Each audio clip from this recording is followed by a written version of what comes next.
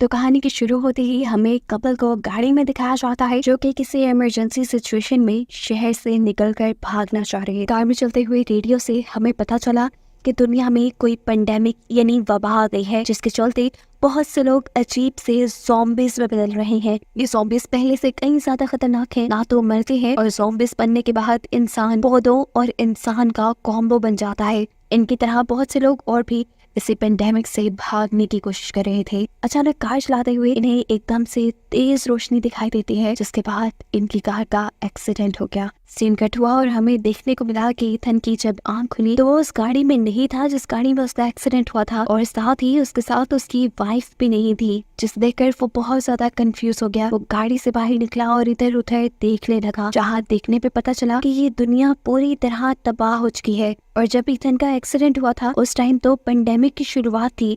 साफ मतलब है कि एक्सीडेंट के टाइम से अब तक बहुत सा वक्त गुजर चुका है और उस वक्त में इथन के साथ क्या हुआ उसे नहीं पता। वो अपनी वाइफ को ढूंढने के लिए इधर उधर निकल रहा था, तभी उसके सामने एक आदमी आ गया और उसने इथन के ऊपर गन पॉइंट कर दी। इससे पहले वो इथन को मार देता, पीछे से कोई गोली चलाकर उसे ही शूट कर देता है। जिसने इथन की जान बचाई थी वो एक लेडी थी, जो अब उस जख्मी आदमी के पास आकर उसे मुंह पे थप्पड़ मारती है और बेहोश कर देती है। जिसके बाद वो इथन के पास आई और उसने बताया कि मेरा नाम मे है। वो यहाँ इथन से पूछते हैं तुम यहाँ क्या कर रहे हो।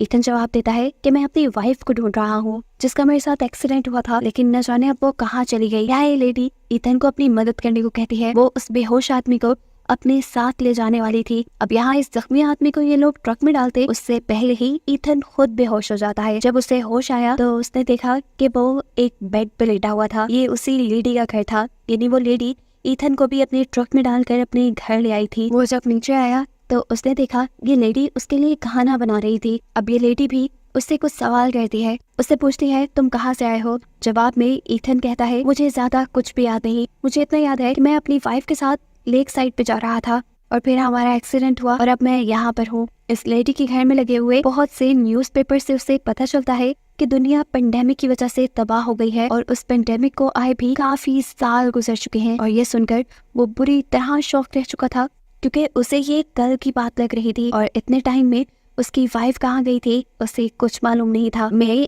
इथन के पीछे खड़े होकर उसे बताती है कि ये सब काफी साल पहले हुआ था। साइंटिस्ट के मुताबिक ये सारा काम नेचर ही कर रही है ताकि सारे इंसान मर जाएं और इस दुनिया को दोबारा से बैलेंस किया जा सके। इनकी इन्हीं बातों के दौरान घर की लाइट चली जाती है। मैं बाहर सोलर सिस्टम को चेक करने से पहले इथन से कहकर जाती है यहाँ किसी चीज को हाथ मत लगाना और यहाँ से बाहर बिना आना। लेकिन मैं की बात ना मानते हुए वो यहाँ से बाहर आया और इर्द गिर्द देखने लगा। वहाँ सामने एक छोटा सा कमरा था जिसके बाहर मकड़ी के जालों में लिपटा एक ढांचा मूव कर रहा था और ये देखकर वो डर गया। वो मे से पूछता है ये क्या है। मे जवाब में कहती है वो आर्टिफिशियल है, तुम उस पर ज्यादा ध्यान नहीं दो, उसे सिर्फ यहाँ हिफाजत के लिए लटकाया गया है।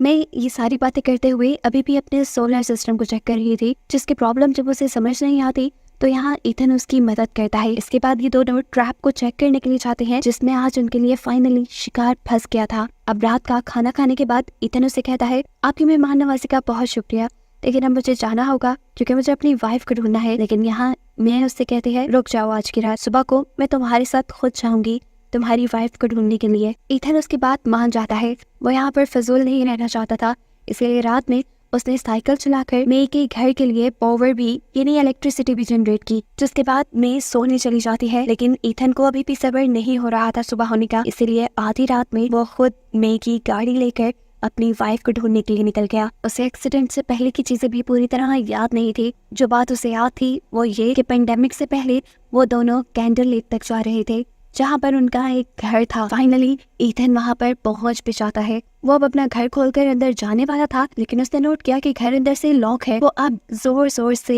एमा एमा चिल्लाने लगा, लेकिन जब अंदर से कोई आवाज नहीं आई तो मजबूरन उसे विंडोज तोड़कर अंदर जाना पड़ा। अंदर कोई रह तो रहा था, लेकिन वो एमा बिल्कुल नहीं थी। जो कोई भी था इथन उसे टॉर्चर करके उस एमा के बारे में पूछने लग जाता है, लेकिन ये लड़की बताती है कि वो किसी एमा को नहीं जानती और काफी सालों से वो अपने बेटे के साथ यहाँ पर अकेले ही रह रही है। अभी ये लोग यही बातें ही कर रहे थे कि इन्हें पीछे से भारी कदमों की आवाज आने लगी। इथन ने हैरानी में मुड़कर जब पीछे देखा तो वहाँ पे एक बहुत ही भारी स्केलेटन था जो इंसान से ज्यादा कोई दरख्त लग रहा था। वो इनके घर के अंदर घुसने की कोशिश करता है, लेकिन जल्दी से वो लड़की आगे बढ़कर घर का दरवाजा बंद कर देती है। लेकिन वो स्केलेटन जो कि एक ज़ॉम्बी है असल में, वो ईथन की तोड़ी हुई विंडो से इस घर के अंदर उस लड़की के ऊपर हमला कर देता है, जिसे बचाने के लिए ईथन पास पड़ी हुई हथौड़ी उठाकर उसके सर पे जोर जोर से मारता है और ऐसे वो ज़ॉम्बी दूर हो जाता है और औरत बच जाती है। थोड़ी देर बाद ईथन ने जब दरवाजे के बाहर देखा तो वो शौक रह गया कि वो स्केलेटन अभी भी जिंदा था। और फिर इस औरत ने बताया कि ये प्लांट जैसे ज़ॉम्बीज कभी नहीं मरते, लेकिन खैर इन्होंने इस टाइम इस ज़ॉम्बी से छुटकारा पा लिया था। अब ईथन और ये लड़की कुछ देर बातें कहते हैं और फिर ये लड़की ईथन से कहती है, तुम सो जाओ, अभी मैं घर की रखवाली करती हूँ ताकि यहाँ पर कोई ना आ जाए। उसकी बात मानते हुए ईथन सो गया, लेकिन सुबह जब ईथन की आंख खुली तो उसका पूरा मुंह खून से भरा हुआ था और उसने जब पीछे मुड़कर देखा तो वो औरत और जो बच्चा इस घर में थे वो दोनों नीचे मरे पड़े थे। ऐसा लग रहा था कि किसी ने बुरी तरह चीर फाड़ कर उन्हें खा लिया हो। डर कर वो जब घर से बाहर गया तो उसने देखा कि कोई ज़ॉम्बी टाइप क्रिएचर एक बच्चे के ऊपर हमला किए हुए थी। जैसे ही ईथन उसके पास गया तो उसने फौरन ही ईथन की तरफ झपटा मारा, लेकिन ईथन को खाने के लिए नहीं, वो ईथन से कुछ कहना चाह रही थी, कुछ बोलना चाह रही थी, लेकिन उसकी आवाज बंद थी। ईथन उससे डर रहा था और अचानक गोली के चलने की आवाज दोनों को ही डरा देती है और ईथन के सामने खड़ी ज़ॉम्बी नीचे गिर जाती है। हमें पता चला कि यहाँ पर ईथन को बचाने के लिए मे आई थी। अब यहाँ से जाने से पहले ईथन को यहाँ पे लगा हुआ एक बर्ड बॉक्स दिखाई देता है जिसपे उसकी वाइफ का टैटू बना था। वो जल्दी से इस बर्ड बॉक्स को खोलता है तो वहाँ पे एक सेल फोन था जिसकी बैटरी डेड होने वाली थी। ये मोबाइल उसकी वाइफ का ही था जिसमें एक वीडियो बनी हुई थी। इस वीडियो में उसकी वाइफ बता रही थी कि ईथन तुम्हें भूलने की बीमारी हो चुकी है और मैं नहीं जानती कि तुम्हारी इस बीमारी के साथ मैं कब तक तुम्हारे साथ रह पाऊंगी। इस वीडियो में ईथन खुद उसके पीछे लेटा हुआ था। इससे पहले कि वो वीडियो पूरी देख पाता मोबाइल बंद हो जाता है और ईथन गुस्से से पागल होने लगता है। यहाँ पर अब मे उसके पास आती है और उसे कंट्रोल करती है और कहती है तुम मेरे साथ घर चलो, मेरे घर चार्जर है, तुम इस मोबाइल को चार्ज कर लेना। लेकिन अब तो ईथन को मे भी याद नहीं रही थी जो उससे कल ही मिली थी। मे यहाँ उसे अपने बारे में तसल्ली देती है और उसे ले जाने के लिए बाहर ले आती है, जहाँ आकर अब ईथन को वो ट्रक भी याद नहीं था जिसे वो कल रात ही लेकर यहाँ पे आया था। ईथन मे को सजेस्ट करता है कि क्यों ना हम इस ट्रक के जरिए यहाँ से चले जाएं। तो जवाब में मे कहती है किसी इडियट ने रात में इसकी बैटरी बंद नहीं की थी, अब बैटरी इसकी खत्म हो गई है तो इस ट्रक को भी हम नहीं ले जा सकते। पर अब इनकी किस्मत अच्छी थी जो इन्हें यही घर के पास एक छोटी सी साइकिल मिल गई जिसे मे चलाने लगी। रास्ते में इन्हें काफी सारे ज़ॉम्बीज़ पे नजर आए जो तकरीबन दरख्त में ही बदले हुए थे। यहाँ पर अब ईथन मे से सवाल करता है क्या तुम्हारी शादी हुई भी है? तब उकताते हुए मे जवाब देती है नहीं, वो मर गया है। रास्ते में अब इनके एक गैस स्टेशन आया जहाँ पर आकर ईथन रुक गया। वही गैस स्टेशन था जो रोज उसके ख्वाब में आया करता था। एकदम से उसे कुछ याद भी आने लगा। उसे याद आया कि जब पेंडेमिक शुरू हुई थी तो ये लोग इसी गैस स्टेशन के पास रुके हुए थे और तब यहाँ पर उनका सामना हो गया था एक ज़ॉम्बी से। जिस ज़ॉम्बी से वो एमा यानी अपनी वाइफ को बचाने के लिए आगे बढ़ा तो ज़ॉम्बी ने ईथन के ही बाजू में काट दिया और फिर इसके आगे उसे कुछ याद नहीं आया। खैर अब ईथन को लिए मैं अपने घर पहुंच जाती है, जहाँ आते ही उसने ईथन को चुप रहने को कहा क्योंकि उसे अपने घर के करीब से किसी की आहट महसूस होने लगी थी। उसे करीब जाकर जो भी था उसे गन पॉइंट पे ले लिया और तब उस आदमी ने बताया मैं इनोसेंट हूँ, मैं तो सिर्फ अपनी वाइफ को ढूंढ रहा हूँ, इस टाइम मैं बहुत ज्यादा भूखा हूँ और खाने के लिए मैं आपकी कुछ भी मदद कर सकता हूँ। अब इसकी डील मानने से पहले मैं ईथन के जरिए उस आदमी को चेक करवाती है और उसके सारे वेपन ले लेती है। फिर ये आदमी उनके लिए लकड़ियाँ काटने लग जाता है, जबकि अंदर से मैं उनके ऊपर नजर रखे हुए थी। मैं उसके लिए खाना बनाती है और यहाँ पर हम देखते हैं कि वो आदमी ईथन को चकमा देते हुए अपनी गाड़ी के पास जाकर अपनी गाड़ी में छुपाई एक और गन ले आया है। घर के अंदर आने से पहले मैंने इन दोनों को जूस दिया और फिर खाना खाने के लिए डाइनिंग पे बुला लिया। खाना खाने से पहले उसने ईथन को वार्न कर दिया था कि तुम ये खाना मत खाना और टेबल पे बहाना बना देना कि तुम्हें भूख नहीं। ईथन नहीं जानता था कि मैं उसे ऐसा क्यों कह रही है। खैर खाने के टेबल पे हम देखते हैं कि ईथन की तबीयत खराब होने लगी थी, उसे चक्कर आने लगे थे और जैसे ही वो उठकर आगे बढ़ा तो वो बेहोश हो गया। मैं जब उसे चेक करने के लिए उसके करीब गई तो उस आदमी ने भी चकमा देते हुए मे के पास से उसकी गन छीन ली। वो अब मे को धमकाने लगा था, लेकिन मे ऐसे खड़ी थी जैसे उससे तो उसकी धमकी से कोई फर्क नहीं पड़ रहा। यहाँ तक कि यह आदमी जब उसके मुंह पे गन भी मारता है तब भी मे बिल्कुल शांत रहती है क्योंकि वो जानती थी यह आदमी ज्यादा कुछ कर नहीं सकता था। उसने खाने में बेहोशी की दवाई जो मिलाई थी जिसके चलते कुछ ही देर में यह आदमी बेहोश हो गया। इसके बाद मैं ईथन को लेकर उसके कमरे में चली गई और फिर ईथन को जब होश आया तो वो काफी अच्छा महसूस कर रहा था। मैं उसका इतना ख्याल रख रही थी, इसलिए मैं का शुक्रिया करने के लिए जब वो नीचे जाने लगा तो उसने देखा कि छुपके से 2 लोग उनके घर में घुस आए हैं, जिसमें से एक ने आते ही एमा को पकड़ लिया और बंदी बना लिया। पता चला कि ये दोनों उसी आदमी के दोस्त थे जो अभी थोड़ी देर पहले यहाँ पर आया था। असल में उस आदमी को शक था कि मैंने ही उसकी वाइफ को मारा है, क्योंकि उसकी वाइफ कुछ दिन पहले यहाँ आने वाली थी और उसके बाद वो वापस लौट कर नहीं आई।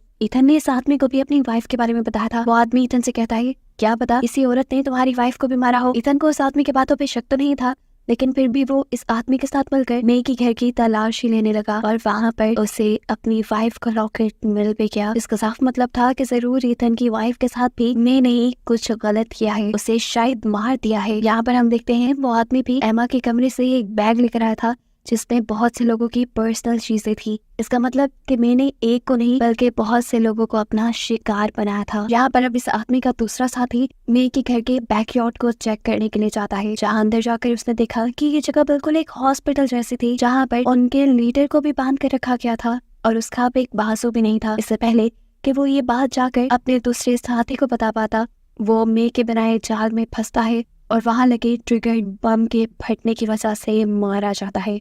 अब इस आदमी को जैसे ही ये एहसास हुआ कि उसका आखिरी साथी भी मारा गया, तो वो अब इस गुस्से में मे को भी मारने वाला था, लेकिन उसकी गन में गोलियां नहीं थी। तब वो मे की ही गन उठाता है उसे मारने के लिए। उसने मे की तरफ शूट किया और हमें गोली के बजाय बम के फटने की आवाज सुनाई दी और ये बात हमें रिवील हुई कि मे ने अपनी गन में एक खास रेड बटन लगाया हुआ था, जिसको बंद करने पे अगर वो गन चलाती तो गोली निकलती, लेकिन क्योंकि इस आदमी को ये बात नहीं पता थी तो उस रेड बटन के बंद ना करने की वजह से उस गन में लगा बम फट गया और उस आदमी का बाजू ही कट गया।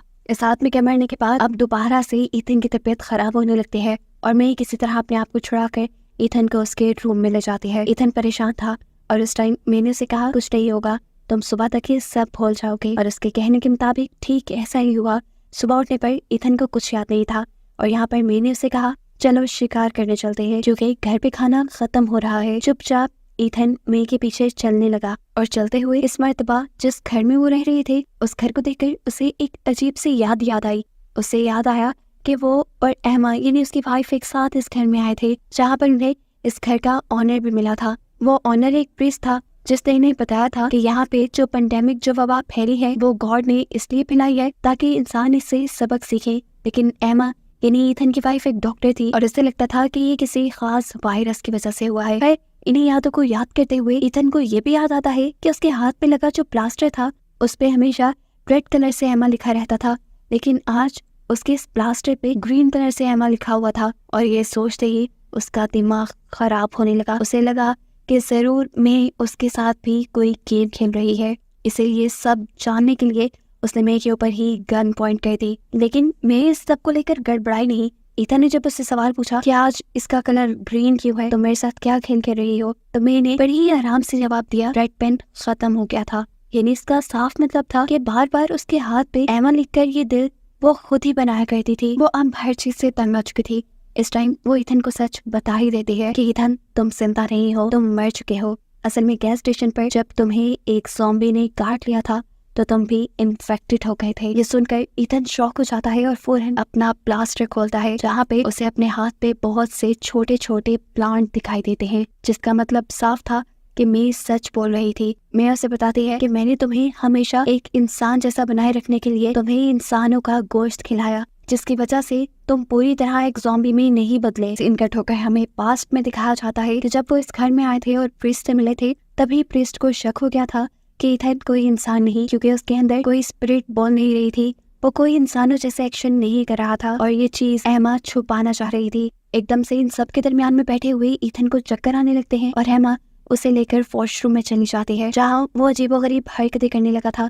एमा से बोलती है, तो अपने ऊपर कंट्रोल रखो, मैं तुम्हारा कोई इंतजाम करती हूँ। ये कहकर वो नीचे आ गई और नीचे एमा ने उस फैमिली से कहा, असल में ईथन की तबीयत कुछ ठीक नहीं, वो थोड़ी देर में आएगा। ये सुनते ही उस प्रीस्ट का शक कंफर्म होने लगा कि ईथन इंसान नहीं है। वो अब एमा से कुछ बातें पूछना चाहता था, इसलिए उसने अपनी वाइफ और बेटी को यहाँ से भेज दिया। वो जो ऊपर अपने कमरे में जाने लगी थी, उन्हें तभी वॉशरूम में से अजीबोगरीब गुर्राने की आवाजें आने लगी। वॉशरूम खोलकर जब उन्होंने चेक किया तो ईथन इंतहाई बुरे हाल में था। जिसने इन दोनों को देखते ही इन दोनों के ऊपर हमला कर दिया। अपने वाइफ की चिल्लाने की आवाज सुनते ही प्रीस्ट उन्हें बचाने के लिए जैसे ही वहां से जाने लगता है तो एमा एकदम से पास पड़ी छुरी उठाकर उसके ऊपर हमला कर देती है और उसके पेट में छुरी स्टैब कर देती है। इससे पहले कि वो आदमी अब एमा पे कुछ करता, एमा ने अपनी पॉकेट से गन निकाली और उसे भी मार दिया। ऊपर दिखाया गया कि ईथन ने उसकी वाइफ और बेटी को भी मार डाला था। सीन कट होकर दोबारा प्रेजेंट में आते हैं जहां अब ईथन को एहसास हो चुका है कि मे नाम की बूढ़ी औरत जो उसके सामने खड़ी है असल में